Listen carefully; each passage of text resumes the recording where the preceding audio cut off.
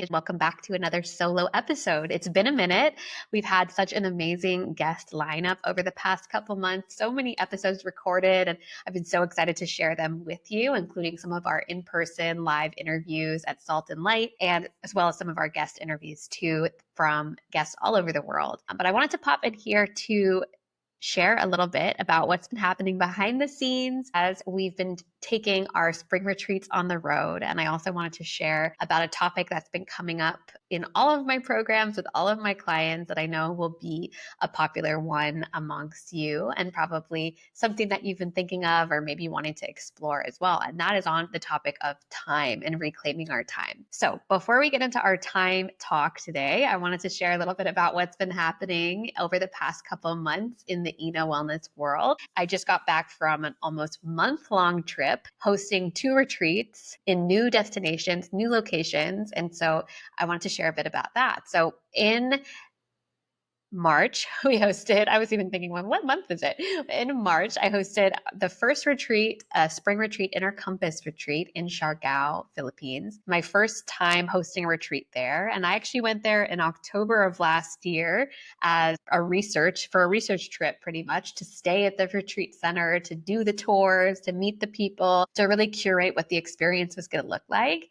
And I was so excited to get back to Siargao. It's definitely climbing the list as one of my favorite places to go. And it was such a beautiful experience because not only did it feel just at the right time. It was just a spring equinox. So feeling that shift of the seasons, feeling that spring energy. It was also such an incredible group that came together. Some people who had retreated with me before, other people that were brand new to my world and to retreats. And so it was just a beautiful collaboration and connection of people there. And I'm always interested for retreats. The people that sign up, everyone always brings something into the mix, right? They bring their own energy, they bring their own story, but I'm always blown away by how it's the perfect synergy. Like it's always works out. Like the people that are supposed to be there are there. And I really found that with this retreat as well. So we were there for 4 nights and we did such incredible excursions. What I love about Siargao is there's just an abundance of nature. So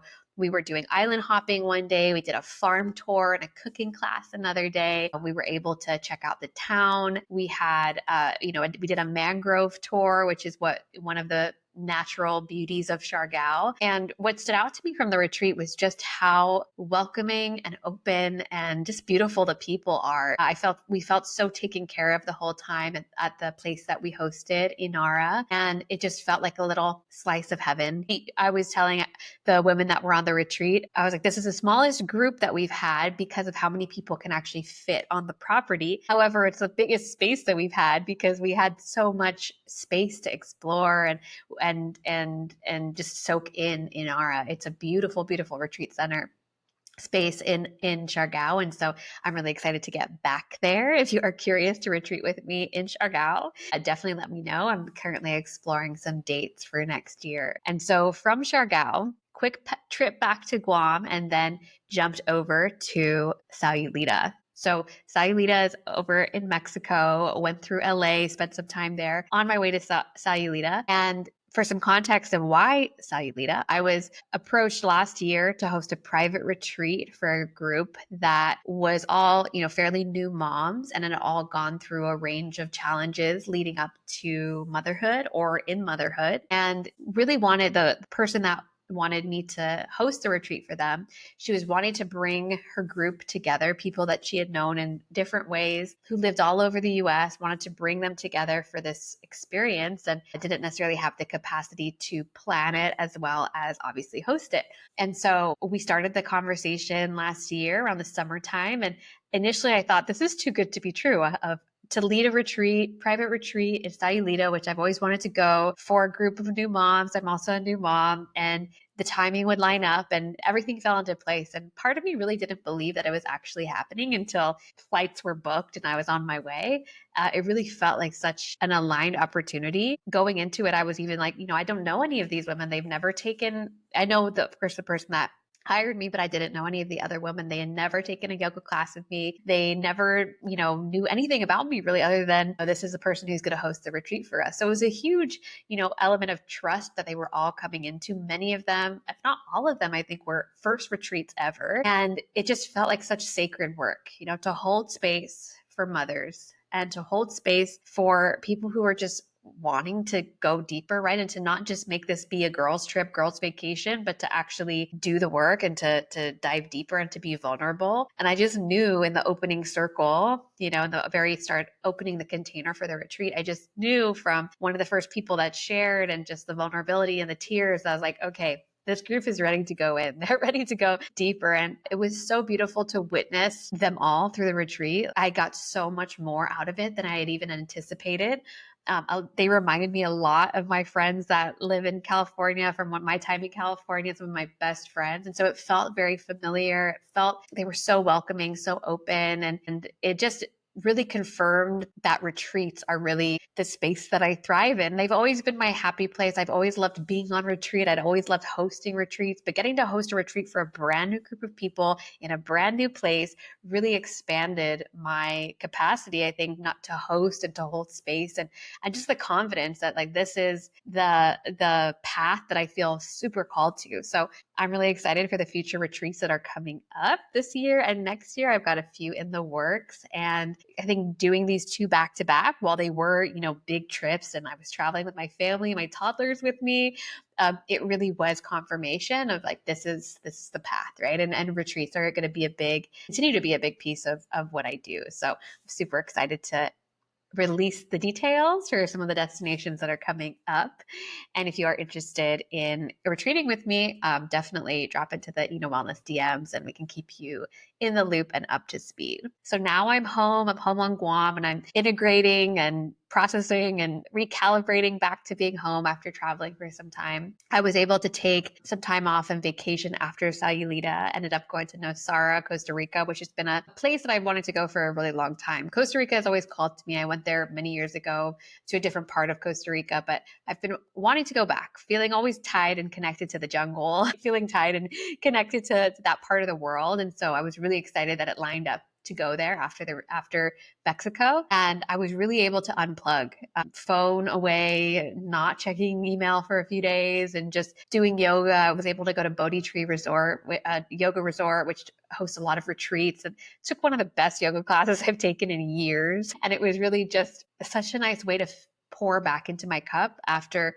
holding space for so many weeks and to just really being on for so many weeks. And even, not with hosting, even in between retreats, not actually actively hosting, still having to be on, like having to think about the logistics and worrying a little bit, making sure that everything goes smoothly. Nosara was really such a landing for me after. And what I noticed, which I always notice when I travel and when I always notice when I take time off, is like that's when the ideas come through. The ideas don't come through when I'm at my laptop or when I'm busy or like back-to-back calls, whatever it might be. The ideas come through with space. And that's a little bit about why I wanted to talk about time today in today's episode, is because I have experienced it so many times of like the ideas, the creativity, the flow, the abundance. It comes through with spaciousness, with not having like a full jam-packed calendar and feeling busy beyond belief with your time. So I just have been coming off of experiencing that and wanting to share that with others and wanting to show people how practical ways to do that, practical ways that have worked with me and my clients. And so let's get into today's episode. Let's get into the topic of time. So couple of mindset shifts that I've made over the years with time, and time looks really different for me now. The way I look at time is very different for me now than it was 5 years ago, 6 years ago. Before my past life, really, before, Wellness Collective, was working in a fast, high-paced tech company in a city. I was traveling a lot for work. I was always in different time zones, managed a team remotely, like all over the world. Time just looked very different. It looked very much like a lot of meetings, a lot of brainstorms and a lot of trainings. And it was just my calendar. If you looked at my calendar 5 years ago compared to now, drastically different. And granted that, entrepreneurship brings its own set of challenges and own set of time boundaries into the mix. But I just wanted to, share that a piece of What's shifted outside of my actual job was my mindset around my time and really this idea of taking back and reclaiming my time. And it can sometimes be as simple as just deciding, like, I am going to take control of my time. I'm going to take control over my calendar and really, really deciding that that is a priority to you. So I'd say that is a big piece in just the overarching mindset shift around time is deciding today is the day I take it back, right? Today is the day I really reclaim it. One of the huge things I've also noticed is that busy can sometimes be a badge of honor that people wear. When people ask you, how are you doing? Notice if you find yourself responding with busy. We're all guilty of it, myself included. Notice if you feel like busy means you're being more productive. Notice if busy means that you're being successful. Notice if busy means that things are going really well for you, right? And just notice what your relationship is with being busy. Being able to uncouple busyness from any of those, right? Productivity, worthiness, success, things going well is a huge, huge factor in reclaiming your time because actually the luxury is slowness. Actually, the luxury is spaciousness. It is having more time, having time freedom. And the third mindset shift that really anchored in my work with time has been around alignment. And as you know, everything I do circles back to alignment. But when I started to look at, does my calendar look like the person's calendar of the goals that I have? If I say my number one goal is this, does it reflect in my calendar? If I say I really want this in my life, does it reflect in my calendar? The more I started to check myself and actually am I doing what I say I want to do? And does that reflect in the way that I spend my time? And so with everything that I do around alignment, I keep coming back to the calendar as this big tool. And maybe it's not the sexiest tool, but it is one of the keys, I believe, to self-care and to how we take care of ourselves is how do we give ourselves the time that we need?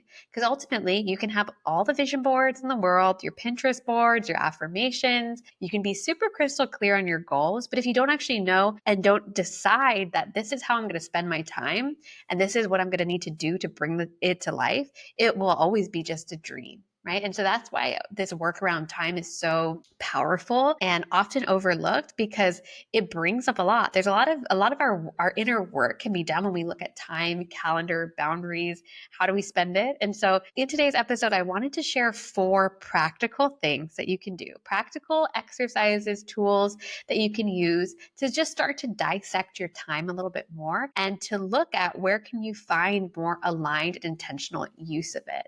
So this is definitely an episode if you have a notebook or something that you want to use to take some notes. Highly, highly recommend it. So let's get into it. The first shift that I wanted to share is thinking about looking ahead of your time early and often. So one of the things that I started to get into the habit of doing is taking a bird's eye view at my calendar ahead of the month that we're actually in. So for example, if we're in April right now, mid-April, I'm looking at my calendar for May. And in May, I'm doing a few things as I look at my time. The first thing I'm looking at a zoomed out month view is how does this month feel? At first glance, without moving anything around, how does this month feel? Scanning through the weeks and just noticing what's on it. From there, I can start to make some shifts and make some adjustments. And the big thing is we're doing this weeks before we even get into the month. We're doing this from a proactive standpoint, and we're doing this from a design perspective. Does this month feel full? Does it feel exciting? Am I energized looking at my calendar? A couple of the things that you can start to ask yourself as you look at your calendar is, are there any patterns that you're seeing? For example, do you notice yourself getting into certain weeks where everything is scheduled that week? Do you notice yourself constantly in back-to-back meetings because you are also scheduling everything back-to-back? Do you notice that there's certain just scheduling patterns that you get into and then you get to those weeks and you ask yourself, why did I do this to myself? And just noticing those patterns. The more that you can start to do these bird's eye view of your month early and often, the more you can start to catch these patterns and intentionally set yourself up for that week, for that month. It's also taking a look at what are the things that are draining your energy. What do you look at on your calendar and you don't look forward to it? It could be maybe a standing meeting. It could be something that you have to do, once a month. It can be just something that you notice is draining your energy and you're not excited for. That is super key feedback and information to know. when we can take this bird's eye view and be, okay, how do I feel about my month? What's draining my energy? What patterns do I see for myself? It begins to cultivate this awareness about our time and how we're spending it, and really gets back into that reclaiming from a place of power and intention versus my calendar is just happening to me. I'm just busy all the time and I'm not sure how, right? We can start to know the how when we bring that awareness in. So that's the first thing I recommend. I'd also recommend looking at weekly and daily rituals. So that's more of a monthly ritual, looking at it the mid-month for the future month. But when are you taking a look at your week ahead? For me personally, I love to do this on a Friday because I like to know going into the weekend, here's what Monday and the future week's going to look like. So I have that ritual on a Friday afternoon to look at my week ahead. I also like to look at my day ahead, what my day ahead is the night before. Sometimes people like to do that the morning of. But what are your rituals with time? How are you intentionally looking and spending time with your time and with your calendar? That would be the first thing I really recommend. Daily, weekly, monthly rituals with your time, looking at energy, looking at how you are scheduling and what your pattern. So the second thing I want to recommend, so as I mentioned, a couple of these are going to be practical things that you can do.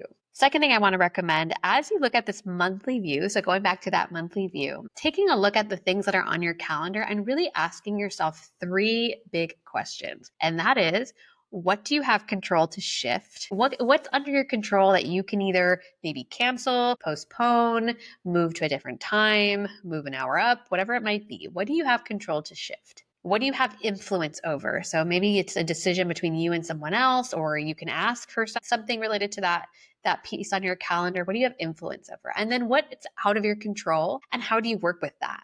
And an example I would give is like if you manage a team and let's say you have a Monday morning meeting that you have on the calendar, you've set it, you have control to change it. Maybe there's another meeting that's maybe on a Friday that you've set up with a number of people. You maybe don't have full control to change it, but you do have influence over it. So maybe you ask, hey guys, I noticed that we have low attendance during this time, or maybe this is not the ideal time for it. What are your thoughts on moving this to Tuesdays instead? Right? You have some influence over it. Or maybe it's something where you can ask, pick up for your kids. You can ask your partner if there's a way to change the schedule. And then what's out of your control? Maybe there's something that you have for work or for school or whatever it might be that like you can't get out of. That's what it is and you have to stick to it. How do you work with it, right? How do you make it so that it's a more enjoyable thing based off of what you schedule around it or what you do throughout the week? So this is this idea of we can spend time with our time, but we also need to look at and reclaim control and really notice like what we actually can shift and move, what we can ask other people if we can change things. And likely people are more open to changing things than you think. And so when you do this exercise, just notice how many of the things on your calendar are in your control and in your influence. And this is going to bring a lot of big questions and awareness up for your time. All right. So looking at the third recommendation around time. So you've talked about spending time with your time, looking at how do we control it and what we have influence over. The third piece is how do we just more intentionally design the way that we work? I could do a whole training on this, a whole session on this, whole coaching program on this, but intentional lifestyle design is some of the most underrated work, I think, when it comes to our health and wellness. And so what I mean by intentional lifestyle design, it's thinking about if we were to take a look at Monday through Sunday, and we were to think about how we would want to design our week to work with how we work best, to work with our self-care, to work with the energy of each day, what would that look like? And this is a powerful exercise that you could do, even just mapping out Monday to Sunday, what would my ideal week look like? And one of the things that I've done is personally think about how do I batch certain types of work, especially creative work? How do I make certain days my coaching days? How do I make certain days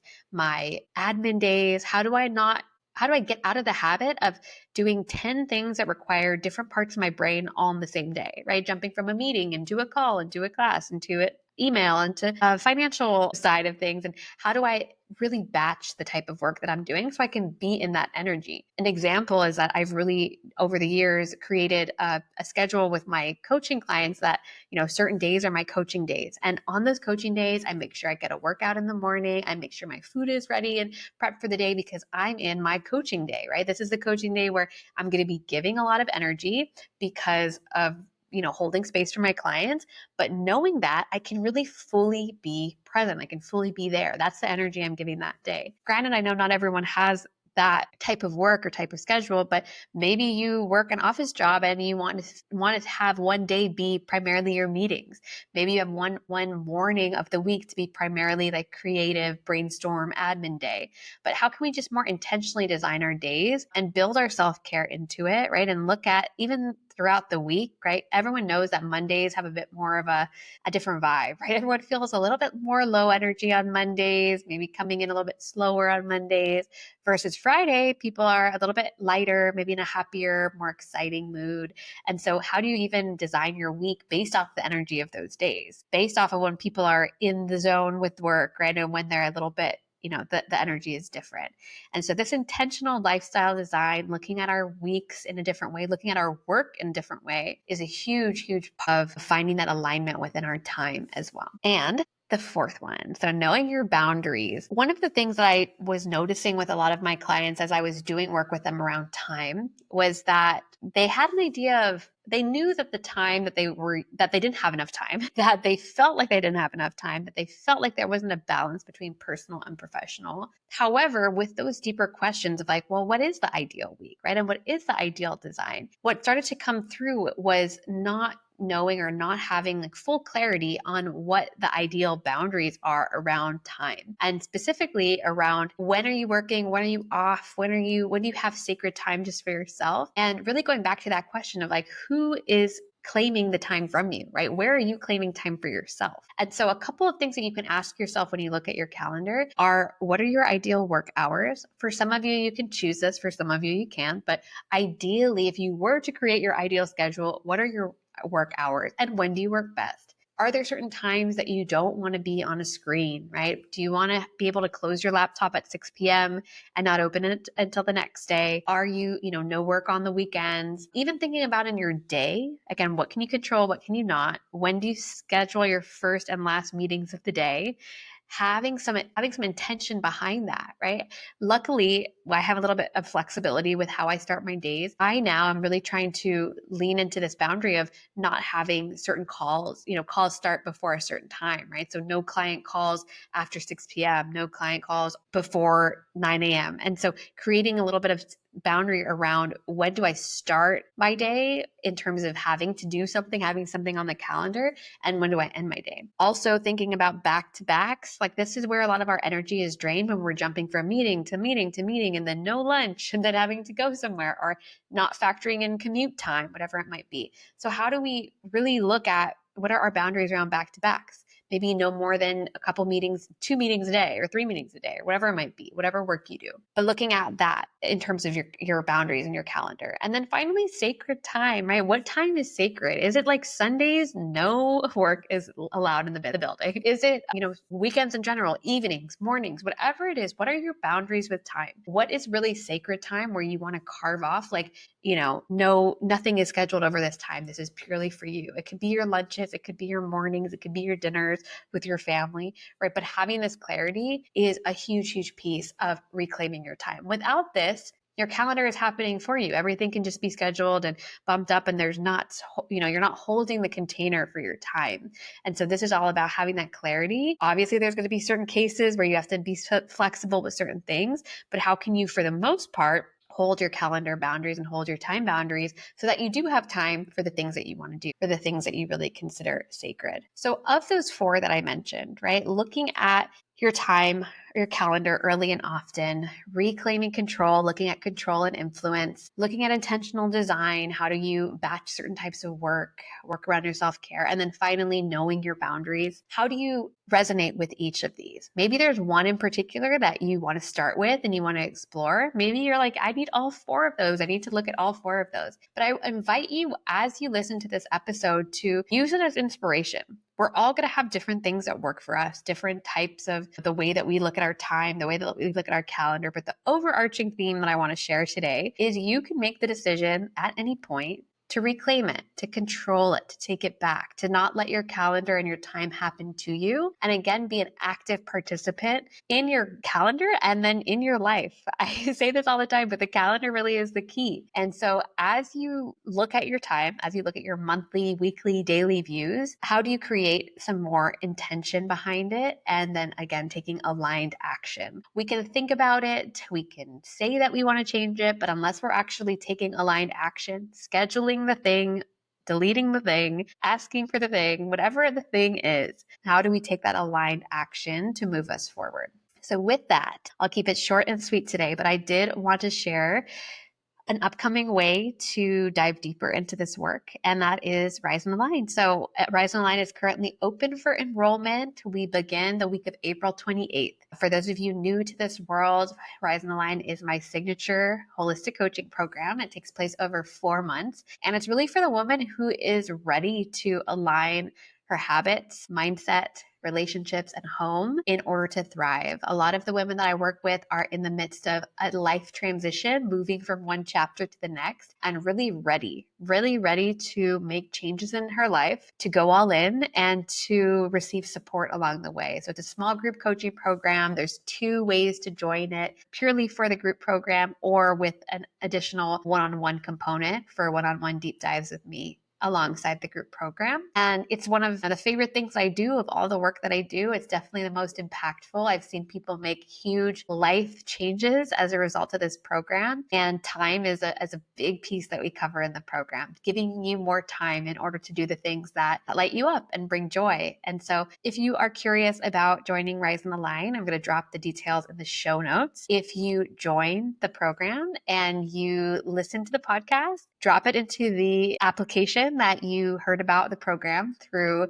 the Illuminated Path podcast, and I'll be able to share an exclusive podcast bonus with you. So with that, I'm really looking forward to rolling out the rest of this season of the podcast. So many amazing interviews coming up. I have some new solo episodes coming up too. And so I'm excited to see you in the next episode. But for now, take care and we will see you soon.